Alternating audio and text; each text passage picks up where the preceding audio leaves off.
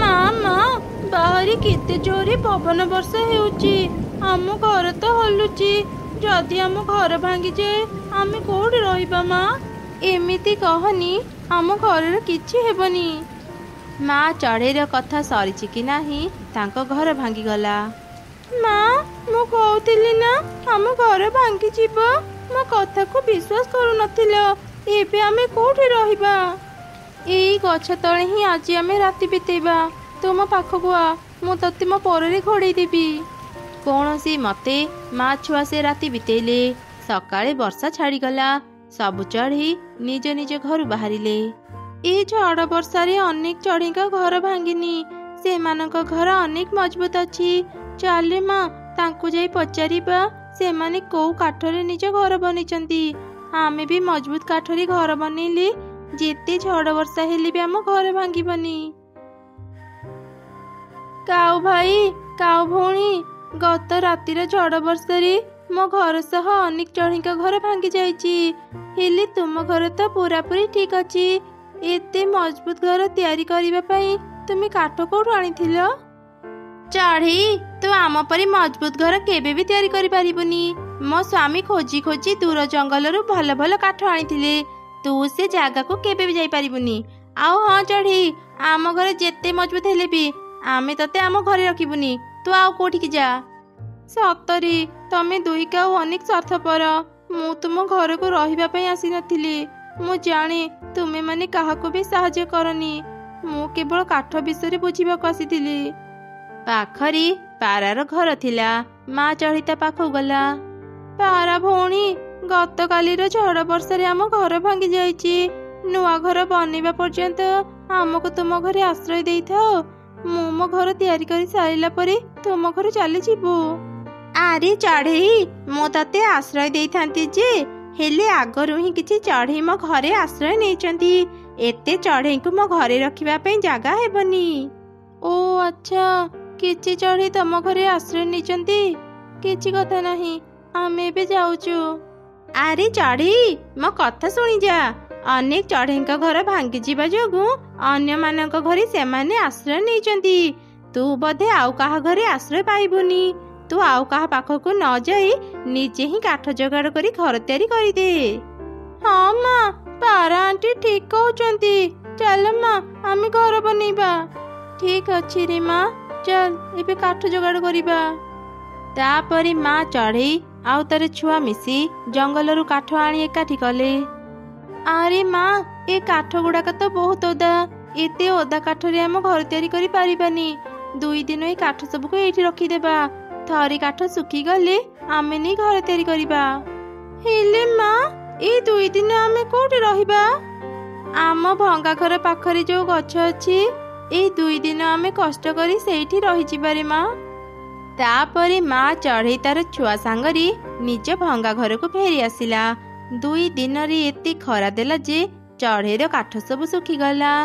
2 ମା ଛୁଆ ନିଜ କାଠ ଆଣିବାକୁ ଯିବା ସମୟରେ ହଠାତ୍ ଜଣଙ୍କର ଚିତ୍କାର ଶୁଣି ଅଟକି ଗଲେ।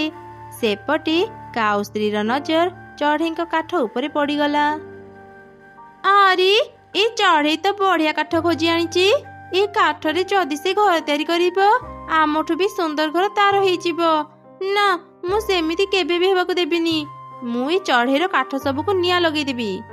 ଏମିତି ଚିନ୍ତା କରି କାଉ ଚଢ଼େଇର ସବୁ କାଠରେ ନିଆଁ ଲଗେଇ ସେଠାରୁ ଚାଲିଗଲା। ସେପଟେ ମା ଛୁଆ ଚିତ୍କାର ଶୁଭୁଥିବା ଜାଗାକୁ ଯାଇ ଦେଖିଲେ ଏକ କୟାଁ ଗଛ ଜୋର ଜୋରେ ଚିତ୍କାର କରୁଛି। ମତେ ସାହାଯ୍ୟ କର, କିଏ ମତେ ସାହାଯ୍ୟ କର। ପାଣି ନ ପାଇଲେ ମୋ ଛୁଆଟି ଶୁଖିଯିବ। ଦୟାକରି ତା ମୂଳରେ ଟିକେ ପାଣି ଦିଅ। ଚଢ଼େଇ, ସେ ଛୋଟ କୟାଁ ଗଛଟି ମୋ ଛୁଆ। ଦୟାକରି ତାକୁ ଟିକେ ପାଣି ଦେ, ନହେଲେ ସେ ଶୁଖିଯିବ। ତମ କଷ୍ଟ କଥା ମୁଁ ବୁଝିପାରୁଛି। ଟିକେ ଅପେକ୍ଷା କର, ମୁଁ ଏବେ ପାଣି ଆଣୁଛି। ମାରି, ତୁ ଏଇଠି ଥା। ଏମିତି କହି ମା ଚଢ଼େଇ ପାଣି ଆଣି ଛୋଟ କୟାଁ ଗଛ ମୂଳରେ ଢାଳିଲା। ଛୋଟ କୟାଁ ଗଛଟି ସତେଜ ହେଇଗଲା। ଚଢ଼େଇ, ତତେ ଅନେକ ଅନେକ ଧନ୍ୟବାଦ। ତୋ ପାଇଁ ଆଜି ମୋ ଛୁଆର ଜୀବନ ବଞ୍ଚିଗଲା। ଏ 2 ଦିନ ଏତେ ଖରା ପଡ଼ିଲା ଯେ ପାଣି ନ ପାଇ ମୋ ଛୁଆଟି ଶୁଖିଗଲା। ହେଲେ ତମ ଛୁଆଟି ତ ଏବେ ବହୁତ ଛୋଟ। ତାକୁ ସବୁଦିନ ପାଣି ଦରକାର, ନହେଲେ ତ ସେ ଶୁଖିଯିବ। ତୁ ଯେତିକି ପାଣି ଦେଲୁ କିଛି ଦିନ ତାକୁ ଆଉ ପାଣି ଦରକାର ହେବନି। ବର୍ଷାକୁ ଆମେ ଅପେକ୍ଷା କରି ରହିବୁ। ବର୍ଷା ହେଲେ ମୋ ଛୁଆ ଭଲରେ ବଢିବ। ତା ଛଡ଼ା କିଏ ଏତେ ଭିତରକୁ ଆସି ପ୍ରତିଦିନ ମୋ ଛୁଆ ମୂଳରେ ପାଣି ଦେବ?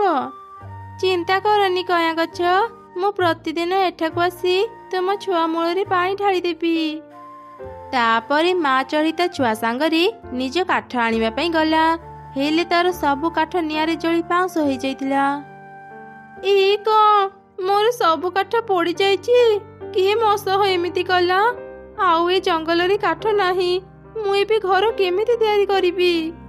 ମା, ଚାଲ ପାଖ ଜଙ୍ଗଲରୁ କାଠ ଆଣିବା। ମାରି, ଆଜି ମୋ ଦେହଟା ଭଲ ଲାଗୁନି। ଆମେ କାଲି ପାଖ ଜଙ୍ଗଲକୁ ଯିବା। ଚାଲ ମା, ଆମେ ଏବେ ଫେରିଯିବା। ତାପରେ ମା ଛୁଆ ନିଜ ଗଛକୁ ଫେରି ଆସିଲେ। ରାତି ସାରା ସେମାନେ ସେ ଗଛ ଡାଳରେ ବିତେଇ ଦେଲେ। ପରଦିନ ସକାଳେ ପାଖ ଜଙ୍ଗଲକୁ ଯିବା ପୂର୍ବରୁ ମା ଚଢ଼େଇ ନଦୀରୁ ପାଣି ଆଣି ଛୋଟ କଇଁଆ ଗଛ ମୂଳରେ ଢାଳିଲା। ଚଢ଼େଇ, ମୁଁ ବିଶ୍ୱାସ କରିପାରୁନି, ତୁ ଆଜି ପୁଣି ଆସି ମୋ ଛୁଆ ମୂଳରେ ପାଣି ଦେଲୁ। କଣ ହେଇଛି ଚଢ଼େଇ? ତୁ ଆଜି ଏତେ ମନ ଦୁଃଖରେ କାହିଁକି ଅଛୁ? ମା ଚଢ଼େଇ କଇଁଆ ଗଛକୁ ସବୁ ଘଟଣା କହିଲା। ସତରେ ଚଢ଼େଇ, ତୋ ସହ ବହୁତ ଖରାପ ହେଇଛି। ଘର ତିଆରିବା ପାଇଁ ତୁ ଅନେକ ପରିଶ୍ରମ କରୁଛୁ, ଏଯାଏଁ ବି କରି ଚାଲିଛୁ। ତୁ ସତରେ ଏକ ସତ୍ ପରିଶ୍ରମୀ ଚଢ଼େଇ। ତୋର ଏ ଭଲ ଗୁଣ ପାଇଁ ଆଜି ମୁଁ ତତେ ସାହାଯ୍ୟ କରିବି। ଆଜିଠୁ ଏ ମାଟି ଘର ତୋର ଚଢ଼େଇ। ଯେତେ ଝଡ଼ ବର୍ଷା ହେଲେ ବି ଏ ଘର ଭାଙ୍ଗିବନି। ଗରମରେ ଏ ଘର ପୁରା ଥଣ୍ଡା ରହିବ। ଚାହିଁଲେ ବି କେହି ଏ ଘରକୁ ଚୋରି କରି ପାରିବେନି। ଚଢ଼େଇ, ଆଉ କିଛି ଦିନ ପରେ ମୋ ଗଛରେ କଇଁଆ ଫଳିବ। ସେତେବେଳେ ତୁ ଆସି ମୋ ପାଖରୁ କଇଁଆ ନେଇ ବଜାରରେ ବିକ୍ରି କରିପାରିବୁ। ଧନ୍ୟବାଦ କଇଁଆ ଗଛ, ମୁଁ ତୁମର ଏ ଉପକାର କେବେ ବି ଭୁଲିବିନି। ମୁଁ ଏବେ ଯାଉଛି, କାଲି ପୁଣି ଆସିବି। ତାପରେ ଚଢ଼େଇ ସେ ମାଟି ଘରକୁ ଧରି ଗଲା। ରାସ୍ତାରେ ଦୁଇ କାଉ ଚଢ଼େଇକୁ ମାଟି ଘର ନେଉଥିବାର ଦେଖିଲେ। ଆରେ, ଚଢ଼େଇର କାଠ ସବୁ ପୋଡ଼ିକି କିଛି ଲାଭ ହେଲା ନାହିଁ। ସେ ତ ଘର ପାଇଗଲା, ତା ପୁଣି ମାଟିର ଘର। ଏତେ ସୁନ୍ଦର ମାଟି ଘର ସେ ପାଇଲା କୋଉଠୁ? ନିଶ୍ଚୟ ଚଢ଼େଇ କାହାଠୁ ଚୋରି କରି ଏ ଘର ଆଣିଥିବ। ଚାଲ ଆମେ ଚିଲ ମୁଖିଆଙ୍କୁ ଏକଥା କହିଦେବା। ସେ ଚଢ଼େଇଠୁ ତା ଘର ନେଇଯିବେ। ଏମିତି ଦୁଇ କାଉ ଚିଲ ମୁଖିଆ ପାଖକୁ ଗଲେ। ତାଙ୍କର ସବୁ କଥା ପାଖରେ ଥାଇ ପାରା ଶୁଣୁଥିଲା। ସେ ଶୀଘ୍ର ଚଢ଼େଇ ପାଖକୁ ଗଲା ଆଉ ତାକୁ କାଉ ମାନଙ୍କର ସବୁ କଥା କହିଲା। କଣ ହେଲା? ସେ କାଉ ମୋ କାଠ ପୋଡ଼ି ଦେଇଥିଲା। ସେ ଦୁଇ କାଉ ଏତେ ଖରାପ, ମୁଁ ଭାବି ବି ପାରୁନି। ଏବେ ସେମାନେ ମୋ ଘର ଛାଡ଼ି ନେବାକୁ ଚାହୁଁଛନ୍ତି ତ? ଆସନ୍ତୁ ଚିଲ ମୁଖିଆ, ମୁଁ ତାଙ୍କୁ କହିବି ମୋ ମାଟି ଘର କୋଉଠୁ ଆଣିଛି।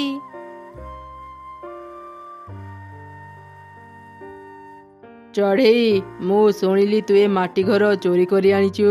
ଚୋର ମାନଙ୍କୁ ମୁଁ ମୋ ଜଙ୍ଗଲରେ ରହିବାକୁ ଦିଏନି। ତୁ ମତେ ଏ ମାଟି ଘର ଦେ। ଯାହାର ବି ଏ ମାଟି ଘର ମୁଁ ତାକୁ ଫେରେଇ ଦେବି। ମୁଖିଆ ଆଜ୍ଞା, ମୁଁ ଏ ମାଟି ଘର ଚୋରି କରିନି। ମୁଁ ଗୋଟେ କଇଁଆ ଗଛକୁ ସାହାଯ୍ୟ କରିଥିଲି। ସେ ଖୁସି ହେଇ ମତେ ଏ ମାଟି ଘର ଦେଇଛି। ବିଶ୍ୱାସ ନହେଲେ ମୋ ସାଙ୍ଗରେ ସେ କଇଁଆ ଗଛ ପାଖକୁ ଚାଲନ୍ତୁ, ଆପଣ ସବୁ ଜାଣିପାରିବେ। ଇଏ ମିଛ କହୁଛି ମୁଖିଆ ଆଜ୍ଞା। ଗଛ କଣ ମାଟି ଘର ଦେଇପାରିବ? ତା କଥାକୁ ବିଶ୍ୱାସ କରନ୍ତୁନି। ଚଢ଼େଇ ଯଦି କହୁଛି ପ୍ରଥମେ ସେ କଇଁଆ ଗଛ ପାଖକୁ ଚାଲ। ଯଦି ଚଢ଼େଇ ମିଛ କହୁଥିବ ମୁଁ ତାକୁ ଶାସ୍ତି ଦେବି। କଇଁଆ ଗଛ, ତୁ କଣ ସତରେ ଚଢ଼େଇକୁ ମାଟି ଘର ଦେଇଛୁ? କାଉମାନେ କହୁଛନ୍ତି ଚଢ଼େଇ ଚୋରି କରି ମାଟି ଘର ଆଣିଛି। ମୁଁ ତ ପାଖରୁ ସତ କଥା ଶୁଣିବାକୁ ଆସିଛି। ହଁ, ମୁଁ ଚଢ଼େଇକୁ ମାଟି ଘର ଦେଇଛି। ଚଢ଼େଇ ମତେ ସାହାଯ୍ୟ କରିଥିଲା। ସେଇ ଖୁସିରେ ମୁଁ ତାକୁ ଏ ଉପହାର ଦେଇଛି। ଏଇ କାଉମାନେ ମିଛୁଆ, ତାଙ୍କ କଥାକୁ ବିଶ୍ୱାସ କରନ୍ତୁନି। ଅସଲ ଦୋଷୀ ତ ଏମାନେ। ବିପଦ ସମୟରେ ଏମାନେ କାହାକୁ ବି ସାହାଯ୍ୟ କରନ୍ତିନି, ଓଲଟା ଚଢ଼େଇ ମାନଙ୍କର କ୍ଷତି କରନ୍ତି।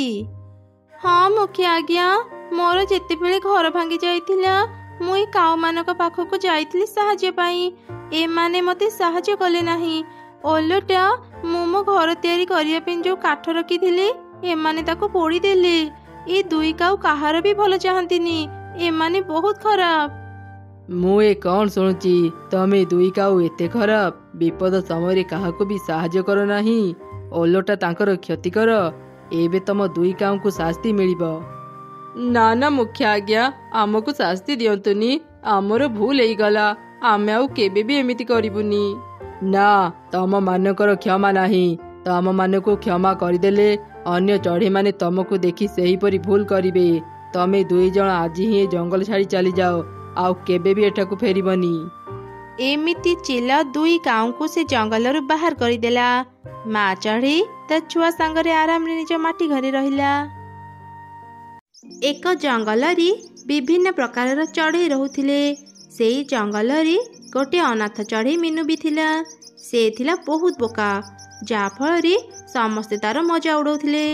ମିନୁ ଚଢ଼େଇ ନିଜ ଖାଇବା ଯୋଗାଡ଼ କରିବା ପାଇଁ ଅନ୍ୟମାନଙ୍କ ଘରେ ଛୋଟ ମୋଟ କାମ କରୁଥିଲା। ଏ ମିନୁ, ସବୁଦିନ ଦେଖୁଛି ତୁ ଗୋଟେ ପରେ ଗୋଟେ ଭୁଲ କରି ଚାଲିଛୁ।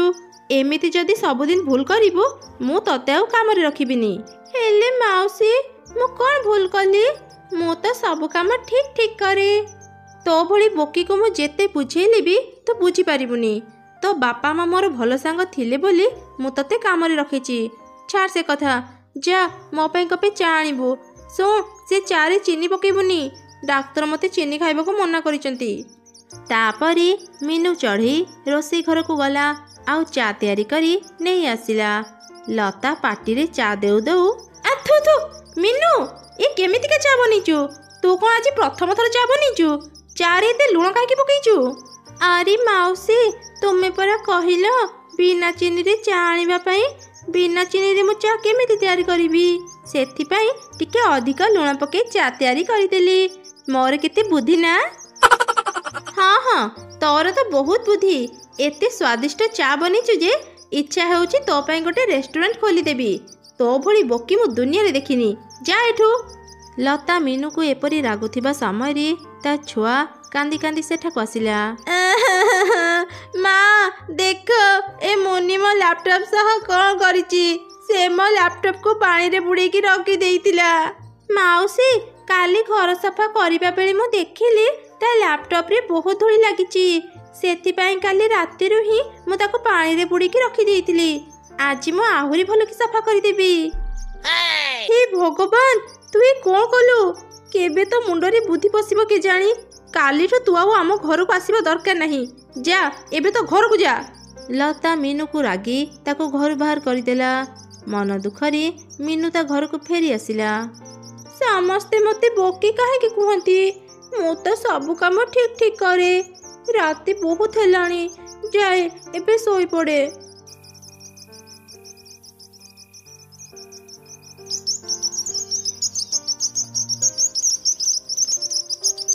ଏ କ'ଣ, ମୋ ଘରର ତ ବହୁତ ଜାଗା ଭାଙ୍ଗି ଯାଇଛି। ଘର ମରାମତି ପାଇଁ ମୋ ପାଖରେ ଟଙ୍କାଟିଏ ବି ନାହିଁ। ଆରେ ହଁ, ମୋ ପାଖରେ ତ କିଛି ସୁନାହାର ଅଛି। ମୁଁ ସେସବୁ ବନ୍ଧା ପକେଇ ମୋ ଘର ମରାମତି କରିଥାଏ। ପଛରେ ମୁଁ କାମ ପାଇଲେ ମୋ ସୁନା ନେଇ ଆସିବି। ଏମିତି ଚିନ୍ତା କରି ଚଢ଼େଇ ତା ସୁନା ବନ୍ଧା ପକେଇ କିଛି ଟଙ୍କା ଆଣିଲା। ସେ ଟଙ୍କା ଧରି ଯେମିତି ଘରୁ ବାହାରିଲା, ତା ପାଖ ପଡ଼ୋଶୀ କାଉ ସାଙ୍ଗରେ ତାର ଦେଖା ହେଲା। ଆରେ ମୁନି, ଏତେ ତରତର ହେଇ ତୁ କୁଆଡ଼େ ଯାଉଛୁ? ମୋ ଘର ଭାଙ୍ଗି ଯାଇଛି ତ ଘର ମରାମତି ଜିନିଷ କିଣିବା ପାଇଁ ମୁଁ ଏବେ ବଜାରକୁ ଯାଉଥିଲି। ସତରେ ମୁନି, ତୁ କେତେ ବଡ଼ ବୋକି! ଏଇ ଗୁଣ ପାଇଁ ସମସ୍ତେ ତତେ ବୋକି କୁହନ୍ତି। ଆଚ୍ଛା, ତେବେ ତୁ ହିଁ କହ, ମୁଁ ଏମିତି କ'ଣ କରିବି ଯେ ସମସ୍ତେ ମୋତେ ବୁଦ୍ଧିମତୀ କହିବେ? ତ ଘର ପାଖରେ ଯେଉଁ କଦଳୀ ଗଛ ଅଛି, ସେଥିରୁ କିଛି ପତ୍ର କାଟି ଆଣି ତ ଘର ଉପରେ ଛାଉଣି କରିଦେ। ଯେତେ ବର୍ଷା ହେଲେ ବି ତ ଘର ଭିତରେ ଆଉ ପାଣି ପଡ଼ିବନି। ବାହାର ପଟୁ ବି ତ ଘର ସୁନ୍ଦର ଦେଖାଯିବ। ଆରେ ବାଃ କାଉ, ତୁ ଠିକ୍ କଥାଟି କହିଲୁ। ମୁଁ ଏ କଥା ଭାବିନଥିଲି। ମୁଁ ଆଜି ହିଁ କଦଳୀ ପତ୍ର ଆଣି ମୋ ଘରକୁ ସୁନ୍ଦର କରି ସଜେଇଦେବି। ଦେଖିଲୁ ତ ମୁଁ ତୋର କେତେ ବଡ଼ ଉପକାର କଲି। ଏବେ ତୁ ବି ମୋର କିଛି ଉପକାର କର। ତୋ ପାଖରେ ଯେଉଁ ଘର ମରାମତି ପାଇଁ ଟଙ୍କା ଅଛି, କିଛି ଦିନ ପାଇଁ ମୋତେ ସେ ଟଙ୍କା ଧାର ଦେଇଥା। ଖୁବ୍ ଶୀଘ୍ର ମୁଁ ତତେ ତ ଟଙ୍କା ଫେରେଇ ଦେବି। ମିନୁ ଚଢ଼େଇ ଆଗ ପଛ କିଛି ଚିନ୍ତା ନ କରି ସବୁ ଟଙ୍କା କାଉକୁ ଧାର ଦେଇଦେଲା। ତାପରେ ସେ କିଛି କଦଳୀପତ୍ର କାଟି ଆଣି ତା ଘର ଉପରେ ବିଛେଇ ଦେଲା। ଆରେ ବାଃ, ମୋ ଘର ତ କେତେ ସୁନ୍ଦର ଦେଖାଗଲା। ଏବେ ଦେଖିବି ସମସ୍ତେ କେମିତି ମୋତେ ବୋକି କହିବେ। ବୋକା ମିନୁ ଏମିତି କହୁଥିଲା ଆଉ ମନେ ମନେ ହସୁଥିଲା। କିଛି ଦିନ ବିତିଗଲା। ମିନୁର ଘର ଉପରେ ଥିବା ସବୁ କଦଳୀପତ୍ର ଶୁଖିଗଲା। ମିନୁ ସେସବୁ ପକାଇ ପୁଣି ଥରେ ନୂଆ କରି ତା ଘର ଉପରେ ଆଉ କିଛି କଦଳୀପତ୍ର ବିଛେଇ ଦେଲା। ହେଲେ କିଛି ଦିନ ପରେ ସେସବୁ ବି ଶୁଖିଗଲା। ଏ କ'ଣ ସବୁବେଳେ ତ ଏଇ ପତ୍ର ଗୁଡ଼ାକ ଶୁଖି ଯାଉଛି? ମୁଁ କେତେ ଦିନ ଏମିତି ପତ୍ର ବଦଳାଉଥିବି? ମୁଁ ଯାଏ କାଉ ପାଖକୁ, ମୋ ଟଙ୍କା ତାକୁ ମାଗିବି ଆଉ ମୋ ଘରକୁ ମରାମତି କରିବି।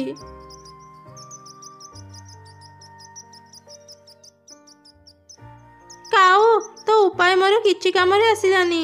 ମତେ ମୋ ଟଙ୍କା ଫେରେଇ ଦେ, ମୁଁ ମୋ ଘର ମରାମତି କରିବି। ଆରେ ମିନୁ, ମୋ ପାଖରେ ତ ଏବେ ଟଙ୍କା ନାହିଁ। ତୁ ଚିନ୍ତା କରନି, କିଛି ଦିନ ଭିତରେ ହିଁ ମୁଁ ତତେ ସବୁ ଟଙ୍କା ଫେରେଇ ଦେବି। କାଉର ଏପରି କଥା ଶୁଣି ମିନୁ ଚଢ଼େଇ ସେଠାରୁ ଫେରି ଆସିଲା। ସେଦିନ ପରଠାରୁ ମିନୁ ଯେବେ ବି କାଉକୁ ଟଙ୍କା ମାଗୁଥିଲା, ସେ କିଛି ନା କିଛି ବାହାନା କରି ତାକୁ ଫେରେଇ ଦେଉଥିଲା। ଦିନେ କାଉ ତା ସ୍ୱାମୀ ସାଙ୍ଗରେ ଏକ ଯୋଜନା ବନେଇଲା। ତାପରେ ସେ ଗୋଟେ ମାଟିର ଘର ତିଆରି କରି ତାକୁ ନେଇ ଚଢ଼େଇ ପାଖକୁ ଗଲା। ମିନୁ, ଏ ମିନୁ, ଦେଖ ମୁଁ ତୋ ପାଇଁ କ'ଣ ଆଣିଛି। ତୁ ମୋଠୁ ଯେଉଁ ଟଙ୍କା ପାଇଥାନ୍ତୁ ତା ବଦଳରେ ମୁଁ ତୋ ପାଇଁ ଏ ମାଟିର ଘର ଆଣିଦେଇଛି। ହେଲେ କାଉ, ଏ ମାଟିର ଘର ତ ବହୁତ ଛୋଟ, ମୁଁ ଏ ଘରେ ରହିପାରିବିନି। ମୋର ଆହୁରି ବଡ଼ ଘର ଦରକାର। ଆରେ ମିନୁ, ଏଇଟା ସାଧାରଣ ଘର ନୁହଁ, ଏଇଟା ଗୋଟେ ଯାଦୁର ମାଟି ଘର। ପୂର୍ଣ୍ଣିମା ରାତିରେ ଏ ଘର ବହୁତ ବଡ଼ ହେଇଯିବ ଆଉ ତୁ ଆରାମରେ ଏ ଘରେ ରହିପାରିବୁ। ଏ ଦୁନିଆରେ ତୋର ନିଜର କେହି ନାହାନ୍ତି, ତୋ ଉପରେ ମୋର ଭାରି ଦୟା ଆସେ। ସେଥିପାଇଁ ତ ଏ ଘର ମୁଁ ନିଜେ ନ ରଖି ତତେ ଦେଉଛି। ମିନୁ ଚଢ଼େଇ ପୁଣି ଥରେ କାଉର ଚକ୍ରାନ୍ତକୁ ବୁଝି ନ ପାରି ତା କଥାରେ ରାଜି ହେଇଗଲା। ଟଙ୍କା ବଦଳରେ ସେ ସେଇ ଛୋଟ ମାଟି ଘରକୁ ନେଇ ଆସିଲା। ବାପ୍ରେ, ଏ ଘରଟା କେତେ ଛୋଟ, ମୁଁ ତ ଠିକରେ ଛିଡ଼ା ବି ହେଇପାରୁନି। କାଉ ତ କହିଥିଲା ପୂର୍ଣ୍ଣିମା ରାତିରେ ଏ ଘର ବଡ଼ ହେଇଯିବ। ମୁଁ ପୂର୍ଣ୍ଣିମା ରାତି ପର୍ଯ୍ୟନ୍ତ ଅପେକ୍ଷା କରେ। ଏମିତି ଚିନ୍ତା କରି ମିନୁ ଚଢ଼େଇ ବହୁତ କଷ୍ଟରେ ସେ ମାଟିର ଘରେ ରହୁଥିଲା। ହଠାତ୍ ଦିନେ ଭୀଷଣ ବର୍ଷା ହେଲା। ସେଇ ବର୍ଷାରେ ମିନୁର ମାଟି ଘର ଭାଙ୍ଗିବା ଆରମ୍ଭ ହେଇଗଲା। ଏ କ'ଣ, ଏ ମାଟି ସବୁ ଧୋଇ ହେଇଯାଉଛି କାହିଁକି? ତା ମାନେ ଏଇଟା ଗୋଟେ ସାଧାରଣ ମାଟି ଘର? କାଉ ମୋତେ ପୁଣି ଥରେ ଠକିଦେଲା। ସମସ୍ତେ ଠିକ୍ କୁହନ୍ତି, ମୁଁ ସତରେ ବୋକି। କିଛି ସମୟରେ ହିଁ ମିନୁ ଚଢ଼େଇର ମାଟି ଘର ପୁରାପୁରି ଭାଙ୍ଗି ବର୍ଷା ପାଣିରେ ମିଳେଇଗଲା। ମିନୁର ପୂର୍ବ ଘର ବି ବର୍ଷାରେ ଭାଙ୍ଗି ଯାଇଥିଲା। ଉପାୟ ନ ପାଇ ମିନୁ ଚଢ଼େଇ କାନ୍ଦି କାନ୍ଦି ସେଇ ବର୍ଷାରେ ଭିଜୁଥିଲା। ହଠାତ୍ ସେହି ସମୟରେ ଗୋଟିଏ ସୁନ୍ଦର ଚଢ଼େଇ ତା ପାଖକୁ ଆସିଲା। ମିନୁ, ତତେ ସାହାଯ୍ୟ କରିବା ପାଇଁ ତୋ ବାପା ମା ମୋତେ ତୋ ପାଖକୁ ପଠେଇଛନ୍ତି। ତୁ ବହୁତ ସରଳ ବୋଲି ସମସ୍ତଙ୍କ କଥାକୁ ତୁ ଅତି ସହଜରେ ବିଶ୍ୱାସ କରିନେଉ, ଯେଉଁଥିପାଇଁ ସମସ୍ତେ ତତେ ଠକନ୍ତି। କିନ୍ତୁ ଆଜିଠାରୁ ତତେ ଆଉ କେହି ଠକି ପାରିବେନି। ଏମିତି କହି ସେ ସୁନ୍ଦର ଚଢ଼େଇ ମିନୁ ପାଇଁ ଏକ ସୁନାର ଘର ତିଆରି କରିଦେଲା। ଆଉ ସେ ଘରେ ସେ ଅନେକ ସୁନା ଟଙ୍କା ବି ରଖିଦେଲା। ମିନୁ, ଏ ଘର ତୋର, ଆଜିଠୁ ତୁ ଏ ଘରେ ରହିବୁ। ଆଉ ମୁଁ ତତେ ଆଶୀର୍ବାଦ କରୁଛି, ଆଜିଠାରୁ ତୁ ବହୁତ ବୁଦ୍ଧିମାନ ଚଢ଼େଇ ହେଇଯିବୁ, ତତେ କେହି ଠକି ପାରିବେନି। ମିନୁ ସେ ଚଢ଼େଇକୁ ଧନ୍ୟବାଦ ଜଣାଇଲା। ତାପରେ ସେ ଚଢ଼େଇ ସେଠାରୁ ଚାଲିଗଲା। ମିନୁ ଚଢ଼େଇ ଖୁସି ମନରେ ତା ସୁନା ଘରେ ରହିଲା। ସତକୁ ସତ ସେ ଚଢ଼େଇର ଆଶୀର୍ବାଦ ଯୋଗୁଁ ମିନୁ ବହୁତ ବୁଦ୍ଧିମତୀ ହେଇଗଲା। କେହି ବି ତାକୁ ଆଉ ଠକି ପାରିଲେନି। ଥରେ ବାପା ଚଢ଼େଇ ଶୀଘ୍ର ଶୀଘ୍ର ତା ଘରକୁ ଆସିଲା ଆଉ ମା ଚଢ଼େଇକୁ କହିଲା, ଆରେ ରେନୁ, ସର୍ବନାଶ ହେଇଯାଇଛି। ଆମ ଜଙ୍ଗଲକୁ ଏକ ଶିକାରୀ ଚିଲ ଚାଲି ଆସିଛି। ସେ ଚଢ଼େଇ ଛୁଆ ଆଉ ଚଢ଼େଇଙ୍କ ଅଣ୍ଡା ଖାଇ ଦଉଛି। ହେ ଭଗବାନ, ଇଏ ତୁମେ କ'ଣ କହୁଛ? ଆଉ କିଛି ଦିନ ପରେ ଆମ ଅଣ୍ଡାରେ ଛୁଆ ବାହାରିବେ। ସେ ଶିକାରୀ ଚିଲର ନଜର ଆମ ଅଣ୍ଡା ଉପରେ ନ ପଡ଼ିଯାଉ। ମୁଁ ତ କିଛି ବୁଝିପାରୁନି। କୁହ ନା, ଆମେ କେମିତି ଆମ ଅଣ୍ଡାର ରକ୍ଷା କରିବା? କେବଳ ଗୋଟିଏ ଉପାୟ ଅଛି। ଚାଲ ଆମେ ଜଙ୍ଗଲ ଛାଡ଼ି ପାଖ ଜଙ୍ଗଲକୁ ଚାଲିଯିବା। ପାଖ ଜଙ୍ଗଲରେ ମୋ ସାଙ୍ଗ ରୁହେ, ଆମେ କିଛି ଦିନ ତା ଘରେ ଆଶ୍ରୟ ନେଇପାରିବା। ତେବେ ଠିକ୍ ଅଛି, ଚାଲ ଆଜି ହିଁ ଆମେ ଆମ ଅଣ୍ଡା ନେଇ ଏଠୁ ଚାଲିଯିବା। ଆରେ ଶୁଣୁଛ, ଆଉ କେତେ ସମୟ ଉଡ଼ିବା?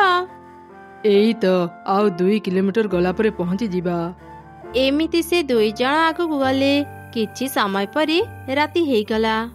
ଆରେ ଶୁଣୁଛ, ରାତି ହେଇଗଲାଣି। ଏଇ ସମୟରେ ଉଡ଼ିବା କ'ଣ ଠିକ୍ ହବ? ଆମ ଅଣ୍ଡାର ଯଦି କିଛି କ୍ଷତି ହେଇଯାଏ? ହଁ, ତୁ ଠିକ୍ କହିଛୁ। ଆମେ ଆମ ଅଣ୍ଡାର ଭଲ ପାଇଁ ହିଁ ନିଜ ଘର ଛାଡ଼ିଲେ। ଏବେ କେମିତି ଆମ ଅଣ୍ଡାର କ୍ଷତି ହେବାକୁ ଦେବା? କିନ୍ତୁ ସେ ଜାଗା ପହଞ୍ଚିବା ପାଇଁ ଆହୁରି ଅନେକ ସମୟ ଲାଗିବ।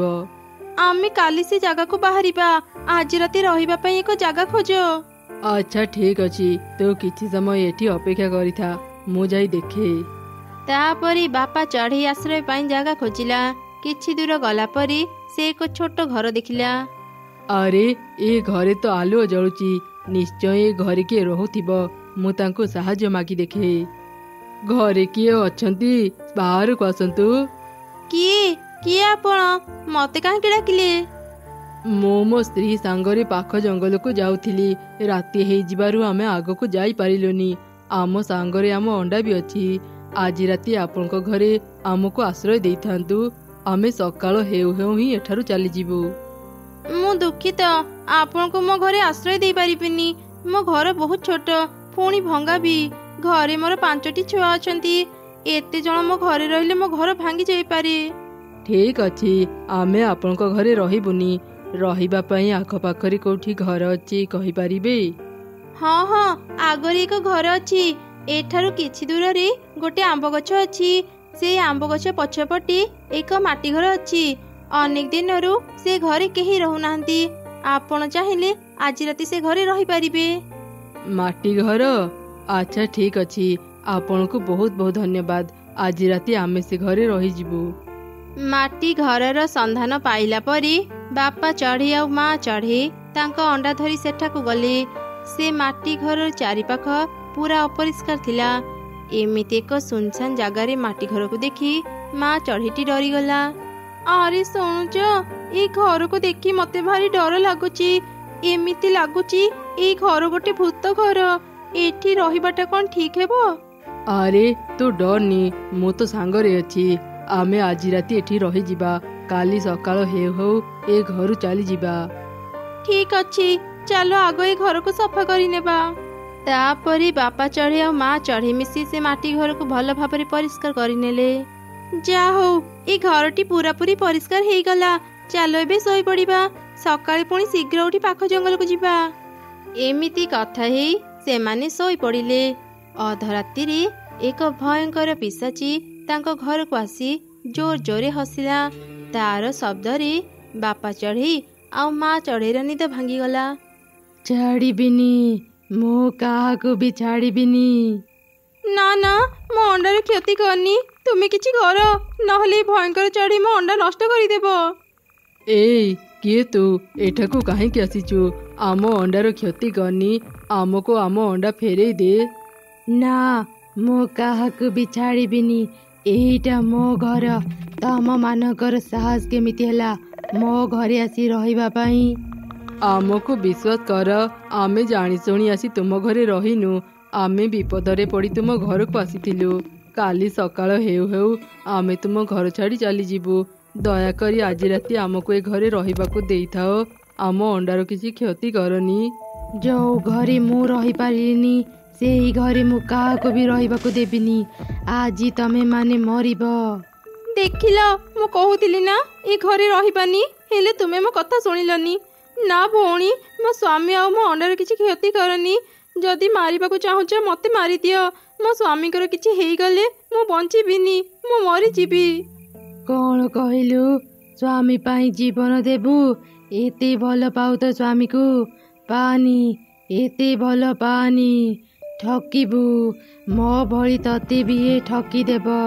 କାହା ଉପରେ ଏତେ ବିଶ୍ୱାସ କରନି। କାହାକୁ ବି ବେଶୀ ଭଲ ପାନି। ଭଉଣୀ, ତୁମେ ଏତେ ରାଗୁଛ କାହିଁକି? ତୁମ ସହ କିଛି ହେଇଥିଲା କି? ମତେ କୁହ। ଶୁଣିବୁ ମୋ କାହାଣୀ? ତେବେ ଶୁଣ। ମୁଁ ବାପା ମାଙ୍କ ବିରୁଦ୍ଧରେ ଯାଇ ଭଲ ପାଇ ଜଣକୁ ବାହା ହେଇଥିଲି। ତା ପାଖରେ ରହିବାକୁ ବି ଘର ନଥିଲା। ମୁଁ ପରିଶ୍ରମ କରି ମାଟି ଯୋଗାଡ଼ କଲି, ଆଉ ଏ ମାଟି ଘର ତିଆରି କଲି। ଭାବିଥିଲି ମୁଁ ତା ସହ ସାରା ଜୀବନ ଏଇ ଘରେ ରହିବି। ହେଲେ ଗୋଟେ ଦିନ। ଏତେ ରାତି ହେଲାଣି, ମୋ ସ୍ୱାମୀ ଏଯାଏଁ କାହିଁକି ଘରକୁ ଫେରି ନାହାନ୍ତି? ତାଙ୍କର କିଛି ଅସୁବିଧା ହେଇନି ତ? ଆରେ, ଘର ବାହାରୁ ଏମିତି କ'ଣ ଶବ୍ଦ ଶୁଭୁଛି? ମୁଁ ଯାଇ ଦେଖେ।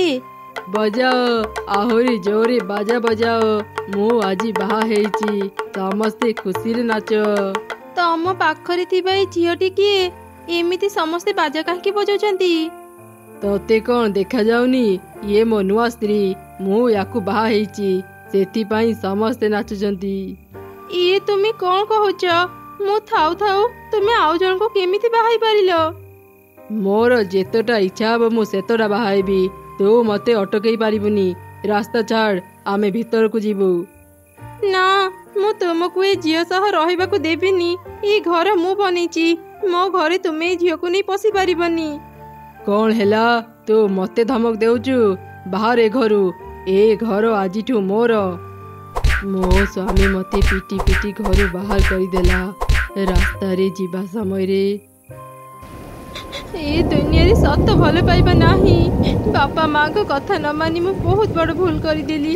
ଏଇଟା ମୋର ଶାସ୍ତି ଥିଲା। ସେଇ ଦୁର୍ଘଟଣାରେ ମୋ ଜୀବନ ଚାଲିଗଲା। ମୁଁ ମଲା ପରେ ପିଶାଚି ପାଲଟି ଗଲି। ମୁଁ ସେ ଝିଅ ଆଉ ମୋ ସ୍ୱାମୀକୁ ମାରି ମୋ ମୃତ୍ୟୁର ପ୍ରତିଶୋଧ ନେଲି। ଆଜିଠୁ ଏ ଘର ଅଭିଶପ୍ତ। ଏ ଘରକୁ ଯିଏ ଆସି ରହିବ ସେ ମରିବ। ସତରେ ଭଉଣୀ, ତୁମ ସହ ବହୁତ ଅନ୍ୟାୟ ହେଇଛି। ହେଲେ ଭଉଣୀ, ଭୁଲ ତମ ସ୍ୱାମୀ କରିଥିଲା, ଏ ଘର ନୁହଁ। ତୁମେ ଅନେକ ଭଲ ପାଇବା ଦେଇ ଘର ବନିଛ। ତୁମ ଭଲ ପାଇବାରେ କୌଣସି ଭେଜାଲ ନଥିଲା। ତୁମେ କାହିଁକି ଏ ଘରକୁ ଅଭିଶପ୍ତ କଲ? ଚଢ଼େଇର ଏପରି କଥା ଶୁଣି ପିଶାଚି ନିଜ ଭୁଲ ବୁଝିପାରିଲା। ତୁ ଠିକ କହିଲୁ। ମୋ ଭଲ ପାଇବାରେ କୌଣସି ଭେଜାଲ ନଥିଲା। ମୁଁ ଅନେକ ପରିଶ୍ରମ କରି ଏ ଘର ବନେଇଥିଲି। ମୁଁ ଆଉ ଏ ଘରକୁ ଅଭିଶପ୍ତ କରିବିନି।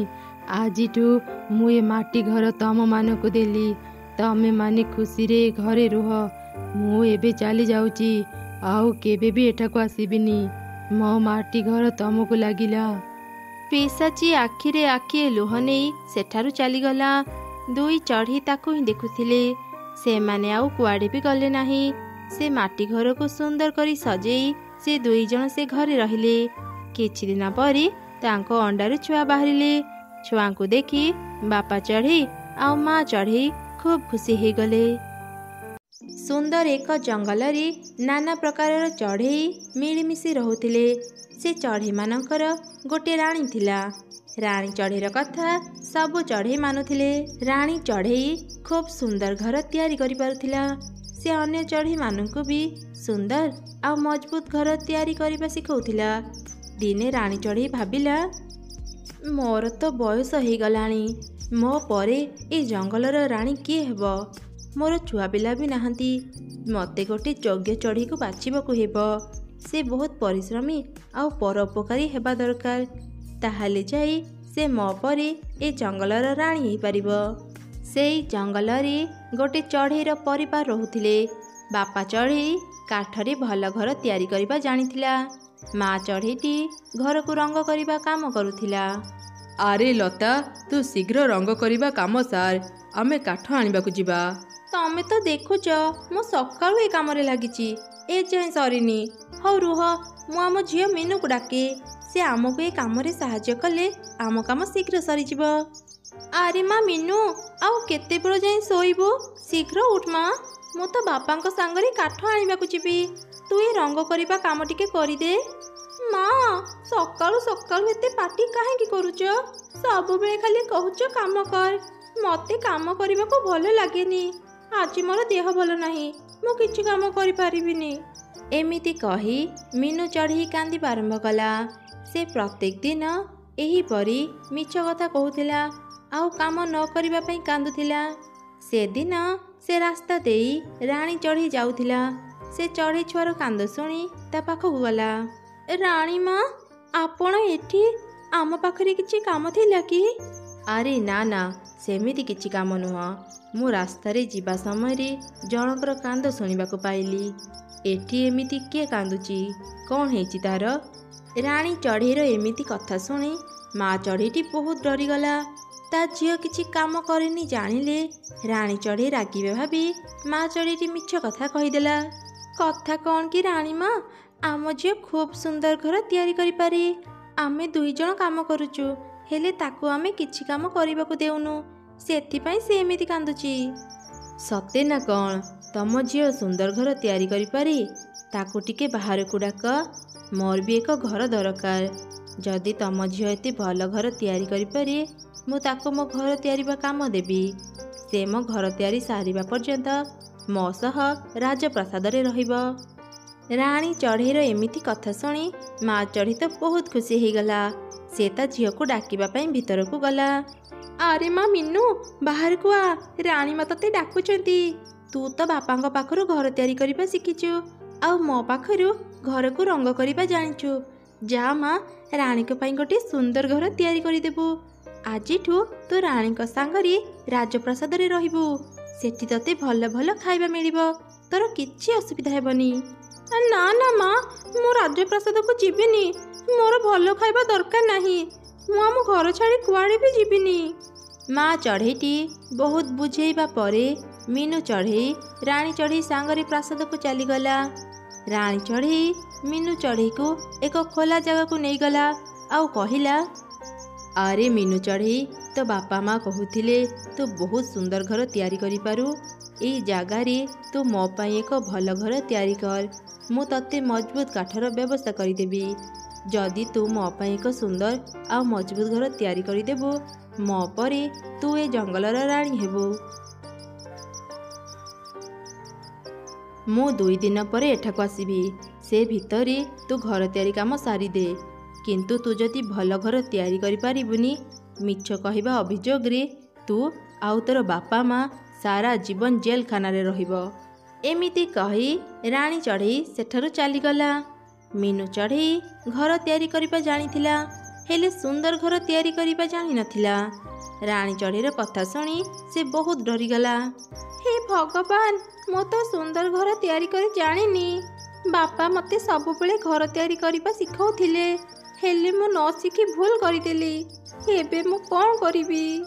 ସେ ଏମିତି ଚିନ୍ତା କରୁଥିବା ସମୟରେ ଗୋଟେ ଅସୁନ୍ଦର ଚଢ଼େଇ ସେଠାକୁ ଆସିଲା। ତା ଦେହ ସାରା ପୋଡ଼ି ଯାଇଥିବାର ଦାଗ ଥିଲା।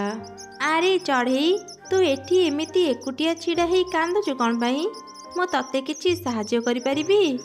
ସେ ଚଢ଼େଇର ଏମିତି କଥା ଶୁଣି ମିନୁ ଚଢ଼େଇ ତାକୁ ସବୁ ଘଟଣା କହିଲା। ମୁଁ ତତେ ସୁନ୍ଦର ଘର ତିଆରି କରିବାରେ ସାହାଯ୍ୟ କରିଦେବି, ହେଲେ ମୋର ଗୋଟେ ସର୍ତ୍ତ ଅଛି। ତୁ ଯେଉଁଦିନ ଏ ଜଙ୍ଗଲର ରାଣୀ ହେବୁ, ତୁ ସମସ୍ତଙ୍କ ସାମ୍ନାରେ ମୋତେ ତୋର ବଡ଼ ଭଉଣୀ କହି ପରିଚୟ ଦେବୁ। ଏବେ କହ, ତୁମ ସର୍ତ୍ତରେ ରାଜି କି ନୁହଁ? ହଁ ହଁ, ତୁମେ ଯାହା କହିବ ମୁଁ ସେମିତି କରିବି। ମୋତେ ଏ ବିପଦରୁ ରକ୍ଷା କର। ମିନୁ ଚଢ଼େଇ ସେ ଅସୁନ୍ଦର ଚଢ଼େଇ କଥାରେ ରାଜି ହେଇଗଲା। ସେ ଚଢ଼େଇ କିଛି ଯାଦୁବିଦ୍ୟା ଜାଣିଥିଲା। ସେ ତା ଯାଦୁ ଶକ୍ତିରେ ଏକ ମଜବୁତ ସୁନ୍ଦର ଗୋଲାପୀ ରଙ୍ଗର ଗୋଟେ ପ୍ରାସାଦ ତିଆରି କରିଦେଲା।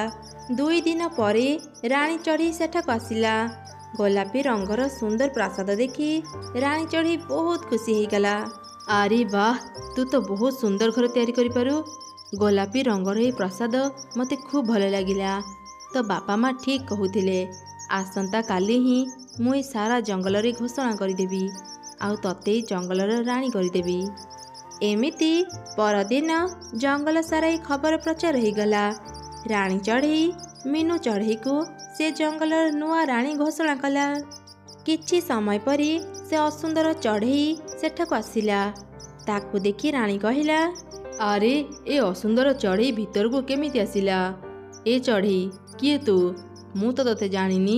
ତତେ କିଏ ନିମନ୍ତ୍ରଣ କଲା? ରାଣୀ ମା, ମୋତେ ନୂଆ ରାଣୀ ଏଠାକୁ ନିମନ୍ତ୍ରଣ କରିଛନ୍ତି। ଆପଣ ତାଙ୍କୁ ପଚାରନ୍ତୁ। ମିନୁ ଚଢ଼େଇ, ଏକଥା କ'ଣ ସତ? ଆଜ୍ଞା ରାଣୀ ମା, ଏ ଚଢ଼େଇ ମୋ ବଡ଼ ଭଉଣୀ। ହେଲେ ମିନୁ, ତୁ ତ ଦେଖିବାକୁ ବହୁତ ସୁନ୍ଦର। ତୋ ଭଉଣୀ ଏତେ ଅସୁନ୍ଦର କ'ଣ ପାଇଁ? କଥା କ'ଣ କି ରାଣୀ ମା, ମୋ ଭଉଣୀ ବହୁତ ପରିଶ୍ରମୀ। ମୁଁ ମୋ ଭଉଣୀ ପାଖରୁ ହିଁ ସୁନ୍ଦର ଘର ତିଆରି କରିବା ଶିଖିଛି। ଦିନେ ସେ ରୋଷେଇ ଘରେ କାମ କରୁ କରୁ ନିଆଁରେ ପୋଡ଼ି ଯାଇଥିଲେ, ଯୋଉଥିପାଇଁ ତାଙ୍କର ଆଜି ଏ ଅବସ୍ଥା। ଏମିତି ଶୁଣି ରାଣୀ ଚଢ଼େଇ ଆଉ କିଛି କହିଲାନି। ତାପରେ 2 ଦିନ ବିତିଗଲା। ଦିନେ ସେ ଅସୁନ୍ଦର ଚଢ଼େଇ ଗୋଟେ ପ୍ରହରୀ ହାତରେ ଖବର ଦେଲା ଯେ ସେ ନୂଆ ରାଣୀ ସହ ଗୋଲାପୀ ପ୍ରାସାଦରେ ଦେଖା କରିବାକୁ ଚାହୁଁଛି। ଏମିତି ଶୁଣି ମିନୁ ଚଢ଼େଇ ତୁରନ୍ତ ଗୋଲାପୀ ପ୍ରାସାଦକୁ ଗଲା। ହେଲେ ସେଠି ଗୋଟେ ସୁନ୍ଦର ଚଢ଼େଇକୁ ଦେଖି ସେ ଆଶ୍ଚର୍ଯ୍ୟ ହେଇଗଲା। କିଏ ତୁମେ? ଏଠି କ'ଣ କରୁଛ? ଆଉ ମୋ ଭଉଣୀ କୁଆଡ଼େ ଗଲେ? ଆରେ ମିନୁ ଚଢ଼େଇ, ମୋତେ ତୁ ଚିହ୍ନି ପାରିଲୁନି? ମୁଁ ସେଇ ଅସୁନ୍ଦର ଚଢ଼େଇ। ହେଲେ ତୁମେ ଏତେ ସୁନ୍ଦର କେମିତି ହେଲ? ମୁଁ ଏକ ଯାଦୁଗର ପାଖରେ ରହୁଥିଲି। ସେ ମୋତେ ଅନେକ ପ୍ରକାରର ଯାଦୁବିଦ୍ୟା ଶିଖେଇଥିଲେ। ହେଲେ ମୁଁ ଯାଦୁବିଦ୍ୟା ଶିଖିଲା ପରେ ବହୁତ ଗର୍ବୀ ଅହଙ୍କାରୀ ପାଲଟି ଗଲି। ମୁଁ ସେ ଯାଦୁଗରଙ୍କୁ ବି ସମ୍ମାନ କଲି ନାହିଁ, ଯାହାଫଳରେ ସେ ମୋ ଉପରେ ବହୁତ ରାଗିଗଲେ ଆଉ ମୋତେ ଅଭିଶାପ ଦେଇ ଏକ ଅସୁନ୍ଦର ଚଢ଼େଇ କରିଥିଲେ। ପରେ ମୁଁ ମୋ ଭୁଲ ବୁଝିପାରି ତାଙ୍କୁ କ୍ଷମା ମାଗିବାରୁ ସେ କହିଥିଲେ ଯଦି କେହି ଭଲ ଚଢ଼େଇ ସମସ୍ତଙ୍କ ସାମ୍ନାରେ ମୋତେ ତାର ନିଜ ଲୋକ କହି ପରିଚୟ ଦେଲେ ମୁଁ ମୋ ପୂର୍ବ ରୂପକୁ ଫେରି ପାଇବି। ଚଢ଼େଇ, ତୋ ପାଇଁ ଏସବୁ ସମ୍ଭବ ହେଇପାରିଲା। ମୁଁ ତତେ ଧନ୍ୟବାଦ ଜଣାଇବା ପାଇଁ ଏଠାକୁ ଡାକିଛି। ମୁଁ ତମକୁ ଯେବେଠୁ ଦିଦି କହିଲି ସେବେଠୁ ମୁଁ ଭାବି ନେଇଛି ତମେ ମୋର ଭଉଣୀ। ମୋତେ ଛାଡ଼ି ଯାଉନି ଦିଦି।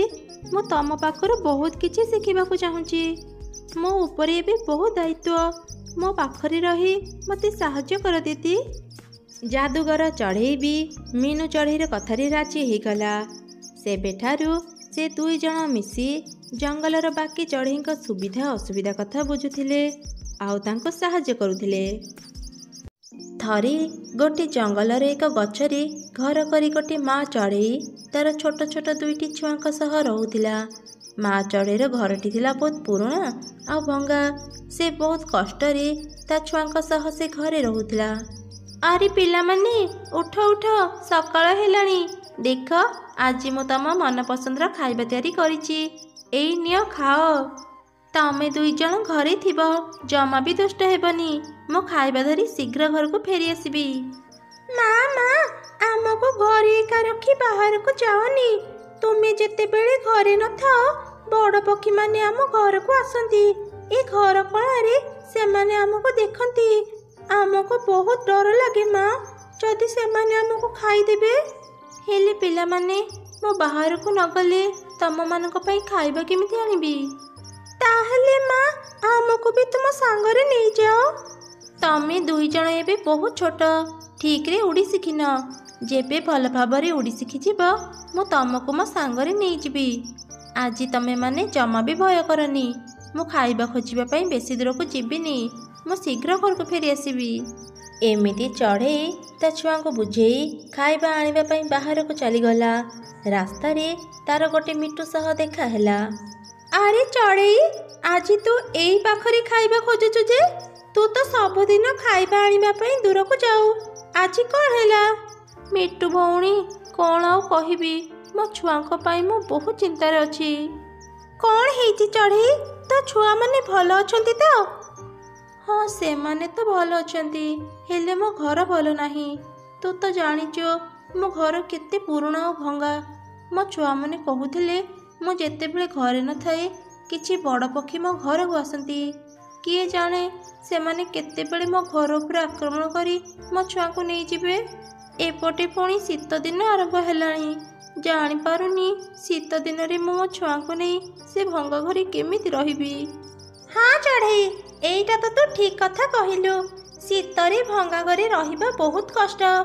ଯାହା ହଉ, ମୁଁ ଏଥର ମୋ ନିଜ ପାଇଁ ଏକ ପକ୍କା ଘର ତିଆରି କରି ନେଇଛି। ମୋର ଆଉ ଚିନ୍ତା ନାହିଁ। ହଉ ଚଢ଼େଇ, ମୁଁ ଏବେ ଆସୁଛି। ମୋ ଛୁଆମାନେ ଘରେ ମୋତେ ଅପେକ୍ଷା କରିଥିବେ।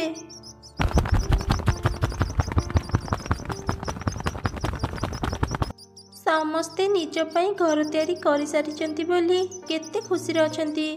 ଆଉ ମୁଁ ସବୁବେଳେ ମୋ ଛୁଆଙ୍କୁ ନେଇ ଡରି ଡରି ରହୁଛି। ବହୁତ ସମୟ ହେଲାଣି, ଯାଏ ଘରକୁ, ଛୁଆମାନେ ମୋତେ ଅପେକ୍ଷା କରିଥିବେ। ଏମିତି ଚିନ୍ତା କରି ମା ଚଢ଼େଇଟି ଘରକୁ ଫେରିଲା। ସେ ଘରକୁ ଫେରି ଦେଖିଲା ଗୋଟେ ବଡ଼ ଚିଲ ତା ଘର ଉପରେ ଉଡ଼ୁଛି। ସେ ଚିଲକୁ କହିଲା, ଆରେ ଚିଲ, ତୁ ମୋ ଘର ପାଖରେ କାହିଁକି ଉଡ଼ୁଛୁ? ଆରେ ଚଢ଼େଇ, ସେମିତି କିଛି ନୁହଁ। ମୁଁ ଏ ରାସ୍ତାରେ ଯାଉଥିଲି ତ ଘରକୁ ଦେଖି ଟିକେ ଅଟକି ଗଲି। ଆଉ ଚଢ଼େଇ, ତୋ ଛୁଆମାନେ କୁଆଡ଼େ ଗଲେ? ସେମାନେ କ'ଣ ଘରେ ନାହାନ୍ତି? ମୋ ଛୁଆମାନେ ଘରେ ଥାଆନ୍ତୁ କି ନଥାନ୍ତୁ ସେଥିରେ ତୋର କ'ଣ ଯାଇ ଆସେ? ମୁଁ ଠିକ୍ ଜାଣିଛି କ'ଣ ପାଇଁ ତୁମ ଘର ଉପରେ ନଜର ରଖିଛୁ। ମୋ ଛୁଆଙ୍କଠୁ ଦୂରେଇକି ରହ, ନହେଲେ ମୋଠୁ ଖରାପ କେହି ହେବେନି। ଏଠୁ ଶୀଘ୍ର ଚାଲିଯା, ନହେଲେ ମୁଁ ପାଟି କରି ସବୁ ଚଢ଼େଇଙ୍କୁ ଏକାଠି କରିବି। ତାପରେ ଚିଲ ସେଠାରୁ ଚାଲିଗଲା। ମା ଚଢ଼େଇଟି ତା ଛୁଆଙ୍କ ପାଖକୁ ଗଲା। ରାତିରେ ଛୁଆମାନେ ଶୋଇପଡ଼ିଲେ। ହେଲେ ଚିନ୍ତାରେ ମା ଚଢ଼େଇର ନିଦ ହେଲା ନାହିଁ। ସେ ଘର ବାହାରକୁ ଆସି ବହୁତ କାନ୍ଦିଲା। ସବୁ ଚଢ଼େଇ ନିଜର ମଜବୁତ ଘରେ କେତେ ଶାନ୍ତିରେ ନିଜ ପରିବାର ସହ ରହୁଛନ୍ତି। ମୋର ଏ ଭଙ୍ଗା ଘରେ ଛୁଆଙ୍କୁ ନେଇ ମୁଁ ଶୀତ ଦିନ କାଟିବି କେମିତି? ଗୋଟେ ପଟେ ଶୀତ ଆଉ ଗୋଟେ ପଟେ ଚିଲର ଭୟ। ହେ ଭଗବାନ, ମୋ ପାଖରେ କାହିଁକି ଭଲ ଘର ନାହିଁ? ଯଦି ମୋ ପାଖରେ ବି ଗୋଟେ ଭଲ ମଜବୁତ ଘର ଥାଆନ୍ତା, ମୁଁ ଆଜି କେତେ ଶାନ୍ତିରେ ମୋ ଛୁଆଙ୍କ ସହ ଘରେ ଶୋଇଥାନ୍ତି। ଠିକ୍ ସେହି ସମୟରେ ଚିକମିକ ଆଲୁଅ ଝରେଇ ଗୋଟେ ଚାଦୁର ପକ୍ଷୀ ମା ଚଢ଼େଇ ପାଖକୁ ଆସିଲା। କିଏ ତୁମେ ସୁନ୍ଦର ପକ୍ଷୀ? ମୁଁ ତମକୁ ଆମ ଜଙ୍ଗଲରେ ଆଗରୁ ତ କେବେ ବି ଦେଖିନି। ତୁମେ କୋଉଠି ରୁହ? ଆଉ ଏତେ ରାତିରେ ଏଠି? ତୁ ମୋତେ ଦେଖିବୁ ବି କେମିତି? ମୁଁ ବହୁତ ଦୂରରେ ରୁହେ। ଚଢ଼େଇ, ମୁଁ ପ୍ରତିଦିନ ତତେ ବହୁତ କଷ୍ଟରେ ଦେଖୁଛି। ତୁ ସବୁବେଳେ ମନ ଦୁଃଖରେ ରହୁଛୁ। କହ ମୋତେ, ତୋର କ'ଣ ହେଇଛି? ଆଉ ତତେ କ'ଣ ଦରକାର? ମୁଁ ତୋର ସବୁ ଇଚ୍ଛା ପୂରା କରିଦେବି। ତୁମେ ସତ କହୁଛ ସୁନ୍ଦର ପକ୍ଷୀ? ତୁମେ ମୋର ସବୁ ଇଚ୍ଛା ପୂରା କରିଦେବ? ହଁ ହଁ, ତୁ ଯାହା କହିବୁ ମୁଁ ତୋର ସବୁ ଇଚ୍ଛା ପୂରା କରିଦେବି। କହ, ତତେ କ'ଣ ଦରକାର? ମୋର ବେଶୀ କିଛି ଦରକାର ନାହିଁ। କେବଳ ମୋତେ ଗୋଟେ ମଜବୁତ ଘର ଦିଅ, ଯେମିତି ମୁଁ କିଛି ଭୟ ନ କରି ଆରାମରେ ମୋ ଛୁଆଙ୍କ ସହ ସେ ଘରେ ରହିବି। ଠିକ୍ ଅଛି, ମୁଁ ତତେ ଏକ ମଜବୁତ ଘର ଦେବି। ଚଢ଼େଇ, ଯଦି ତୁ ମୋତେ ସୁନାର ଘର ମାଗିଥାନ୍ତୁ, ମୁଁ ତତେ ତା ବି ଦେଇଥାନ୍ତି। ହଉ, କିଛି କଥା ନାହିଁ। ଯା, ଏବେ ଘରେ ଯାଇ ଶୋଇବୁ। ସକାଳେ ତ ଇଚ୍ଛା ପୂରା ହେଇଯିବ। ମା ଚଢ଼େଇଟି ଘରକୁ ଫେରି ଆସିଲା ଆଉ ଶୋଇପଡ଼ିଲା। ପରଦିନ ସେ ଦେଖିଲା ତା ପୁରୁଣା ଭଙ୍ଗା ଘର ଜାଗାରେ ନୂଆ ଏକ ସୁନ୍ଦର ମଜବୁତ ଘର ଅଛି। ଏମିତି ଦେଖି ମା ଚଢ଼େଇଟି ବହୁତ ଖୁସି ହେଇଗଲା। ସେ ଛୁଆଙ୍କ ସହ ମଜବୁତ ଘରେ ରହିଲା। କିଛି ଦିନ ବିତିଗଲା। ଦିନେ ରାତିରେ ମା ଚଢ଼େଇଟି ଘର ବାହାରେ ବସିଥିଲା। ସେ ମନରେ ଚିନ୍ତା କଲା, ଏ ଜଙ୍ଗଲରେ ସମସ୍ତଙ୍କ ଘର ଏକା ଭଳି। ଯଦି ମୋ ଘର ଟିକେ ଦାମୀ ଆଉ ଅଲଗା ହେଇଥାନ୍ତା, କେତେ ଭଲ ହେଇଥାନ୍ତା। ସେ ଏମିତି ଚିନ୍ତା କରିଥିବା ସମୟରେ ହଠାତ୍ ସେ ଚାଦର ପକ୍ଷୀ ପୁଣି ଥରେ ତା ପାଖକୁ ଆସିଲା। କ'ଣ ହେଲା ଛୋଟ ଚଢ଼େଇ? ତୁ ମନ ଦୁଃଖ କାହିଁକି କରିଛୁ? ସୁନ୍ଦର ପକ୍ଷୀ, ମୁଁ ଭାବୁଥିଲି ମୋ ଘରଟି ଯଦି ରୂପାର ହେଇଥାନ୍ତା, ସମସ୍ତଙ୍କଠୁ କେତେ ଅଲଗା ଲାଗନ୍ତା। ଓ, ଏଇ କଥା। ତତେ ରୂପାର ଘର ଦରକାର? ଠିକ୍ ଅଛି, ତୁ ଘରକୁ ଯା। କାଲି ସକାଳେ ତତେ ରୂପାର ଘର ମିଳିଯିବ।